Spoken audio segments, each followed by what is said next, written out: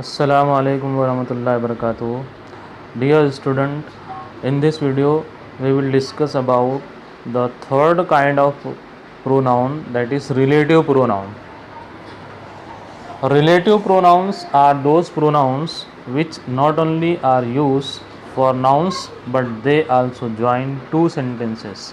Dear student, relative pronoun उन pronoun को कहा जाता है जो ना सिर्फ नाउन की जगह इस्तेमाल होते हैं बल्कि वो दो सेंटेंस को ज्वाइन भी करते हैं. For example who, whose, whom, which, that and where. These are known as relative pronouns.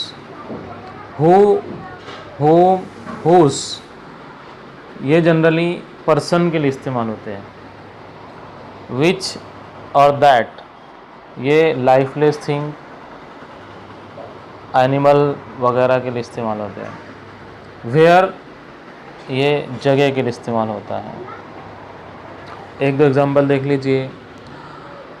I know the girl who won a scholarship. यहाँ पर हु पर्सन के लिए आ गया. The man whom I met yesterday is my neighbour. This is the book that I wanted to read. The cow which stands there is a very gentle, etc. Relative pronoun. Next kinds of pronoun है reflexive pronoun. Let's know what is reflexive pronoun.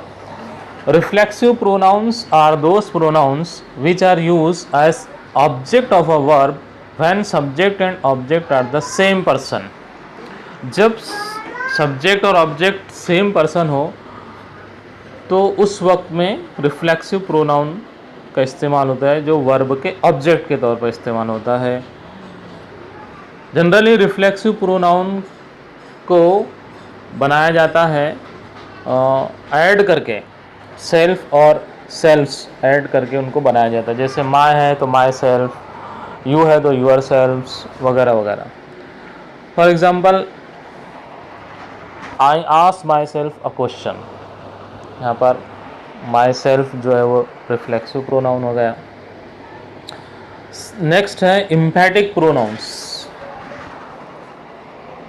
My self, ourself, yourself, himself, herself, itself, themself, they are also known as emphatic pronoun. Emphatic pronoun, इन सबको भी emphatic pronoun कहा जाता है. Reflexive pronoun भी होता है और इनको इम्फेटिक प्रोनाउन भी कहा जाता है. इनको इम्फेटिक प्रोनाउन क्यों कहा जाता है? Because they can also be used as emphasize a noun or pronoun. क्योंकि ये नाउन और प्रोनाउन के ऊपर में जोर देने के लिए, एम्फेसाइज करने के लिए इस्तेमाल होते हैं, इसलिए इनको एम्फेटिक प्रोनाउन भी कहा जाता है. For example the king himself give her the medal. Next I myself solve the difficult problem. I spoke to the president himself.